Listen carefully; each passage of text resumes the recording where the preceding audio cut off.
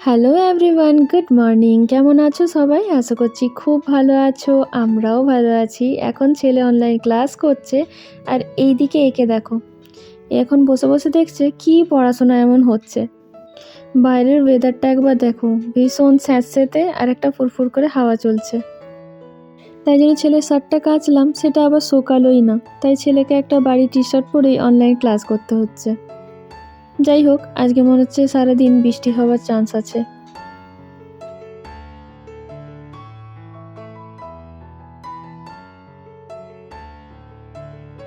সেদিন বাজার থেকে এই ছোটো কুমড়োটা এনেছিলাম। আমার না এই ছোটো কুমড়োগুলো খুব ভালো লাগে, বেশ অনেক দিন থাকেও, ফ্রিজে ভালো আর খেতেও ভালো হয়। আজকে একটুখানি কেটে মাসিকে দিচ্ছি, মাসি ছোট ছোট করে কুচিয়ে দেবে। এটা আলু দিয়ে ভাজা করব।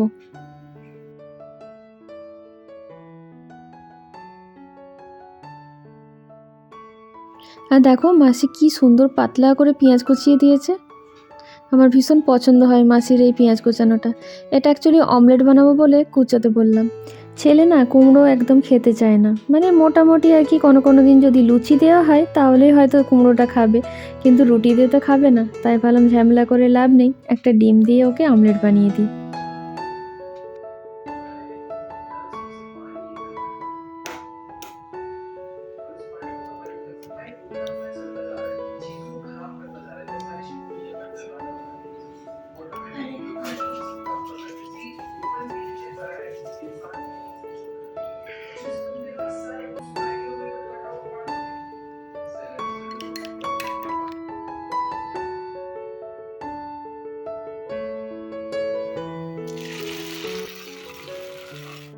এই অমলেট আর রুটিটা আমারও ভীষণ ফেভারিট। ছোটোবেলাতে যখন আমি কিছু বুঝতে পারতাম না যে কী বানাতে বলি মাকে, যদি কিছু পছন্দ না থাকতো, আমি বলতাম এত ভেন্ডি ভাজা করে দাও, আর নয়তো আমাকে অমলেট করে দাও। মানে যেদিনে ভেজ থাকতো সেই দিনে বলতাম ভেন্ডি ভাজা করে দাও, আর যেদিন ননভেজ খাওয়া চলতো বলতাম একটা অমলেট করে দাও। এই দেখো, ছেলে কিন্তু এখন দিব্যি খুশি খুশি এই দিয়ে খেয়ে নেবে। আর আমি তো করবো এখন কুমড়ো ভাজা। কুমড়ো ভাজা দিয়ে রুটি খেতে আমার খুব ভালো লাগে। এখন দেখো আমরা কুমড়ো ভাজাটাও বসিয়ে দিয়েছি, একটু কালো জিরে ফোড়ন দিয়ে বসালাম, নুন হলুদ দিয়ে দিলাম, ব্যাস। আর দুটো কাঁচা লঙ্কা চিড়ে দিয়ে দিয়েছি। দেখেছো একদম অল্প তেল দিয়েছি, সেটাও বেরিয়ে চলে আসছে, মনে হচ্ছে অনেকটা তেল দিয়েছি।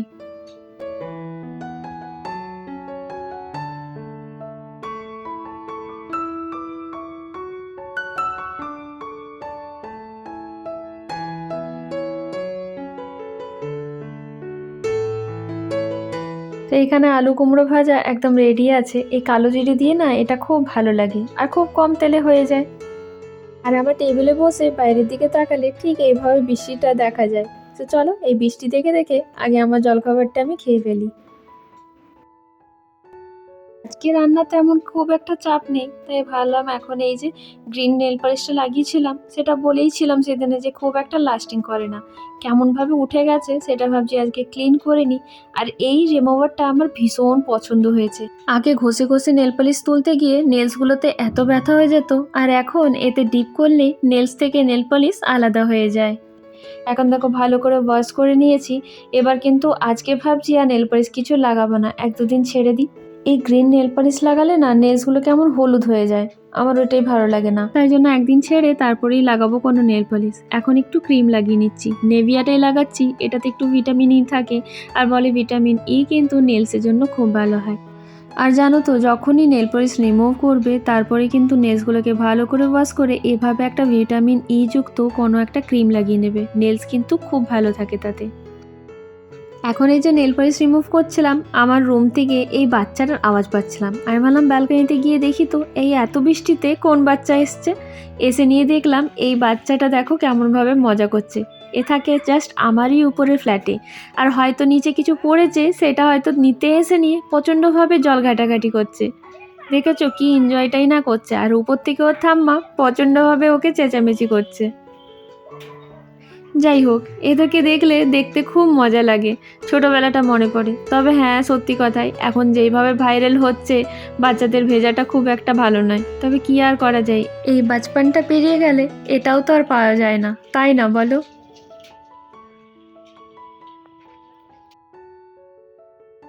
এখন উপর দিকে কি খোঁজাখুঁজি করতে গিয়ে উপরের র্যাক থেকে এই পিচকারিটা পেয়েছে। বলো এখন আর কে পিচকারি নিয়ে খেলে? দেখো কেমন জল ভরে নিয়ে খেলা হচ্ছে। আমি ওকে কিন্তু পড়তে বসিয়ে দিয়ে গেছিলাম, আর উঠে নিয়ে এসব করছে।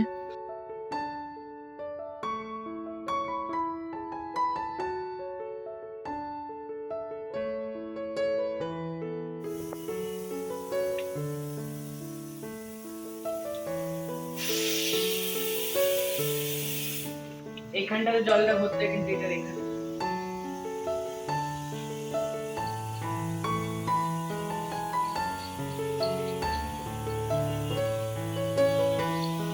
মার খাবি কিন্তু। টিপেদি না টিপেদি আর পেয়ে যাবে না আমার ফোনটাতে। আচ্ছা দেখো এদিকে দেখো। আরে ঘরে জল হচ্ছে, বদমাস। এখানে দেখো লাঞ্চের জন্য আলু সিদ্ধ চাপিয়ে দিয়েছি আর ভাতটা চাপিয়ে দিয়েছি। এবার এইদিকে একদিকে রুটিটা বানাবো আমি, কারণ দুপুরবেলায় রুটি খাবো, রাত্রেবেলায় ভেবেছি আজকে চিকেন আর ভাত খাবো, তাই জন্য এখন রুটি বানাবো। আর সাথে দেখো এই যে অরহর ডাল বানাবো।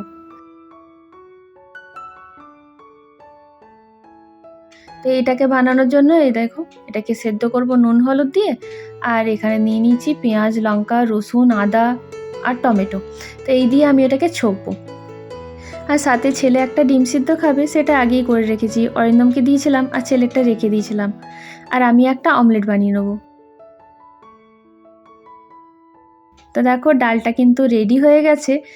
একটু চাপ করে বানিয়েছি, খুব একটা নয়, কারণ আমি রুটি দিয়ে খেলেও ছেলে তো ভাত দিয়ে খাবে, তাই জন্য।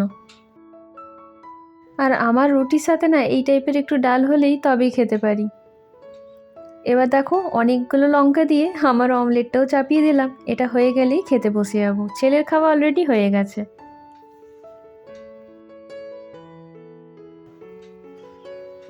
তো এই হলো আমার লাঞ্চ আজকে কিন্তু রুটি একটা না দুটো নিয়েছি, কারণ আজকে আর ভাত নিচ্ছি না, ভাতটা রাত্রে খাবো, তো এখন আর না খেলেই ভালো। এমনিতেই যা ফেঁপে ফুলে যাচ্ছি, দুবেলা ভাত খেলে তো আর দেখতে হবে না।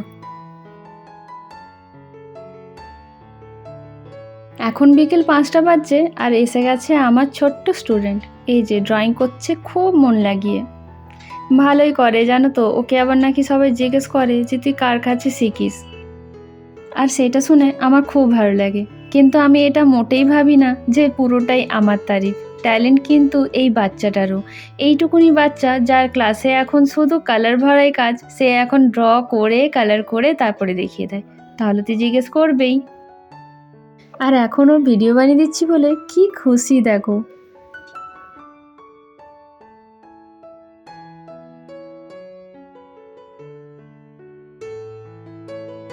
এখন আমাদের মাছের খুব খিদে পেয়েছে, আজকে আর চা খাওয়ার ইচ্ছে নেই। সকাল থেকে ভেবেছিলাম বিকেলে একটু ম্যাগি বানিয়ে দুজনে বসে খাবো। এখন ছেলে একটা কার্টুন চ্যানেল লাগিয়েছে, দুজনে বসে বসে আমরা সেটাই দেখবো। আর এই ম্যাগিটাকে খাবো, তারপরে যাব রাত্রের রান্না করতে। রাত্রেবেলার তো ভাতটা আমি দিনেই বানিয়ে রেখেছিলাম, জাস্ট চিকেনটা বানাবো আর একটা করে রুটি বানাবো।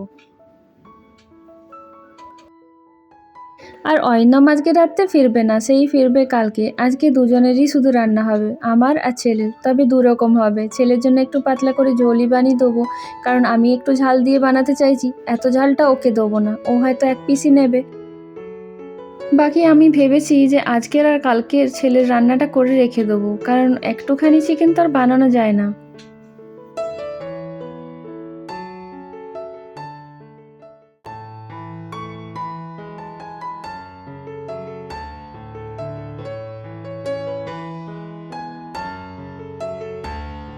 তো দেখো পিসে একদম রেডি আছে আমার মশলাটা। আর একটু খচখচে পিসেছি, খুব একটা স্মুথ করি না, আমার এইভাবেই ভালো লাগে। আলুটাকে ভেজে নিয়ে ব্যাস মশলাটা দিয়ে দিই আর চিকেনগুলোও দিয়ে দিই। বাকি সব মশলাপাতি মানে নুন, হলুদ, জিরে, ধনে সব দিয়ে একবারে কষে কষে এটাকে ভাজা ভাজা বানিয়ে নেবো।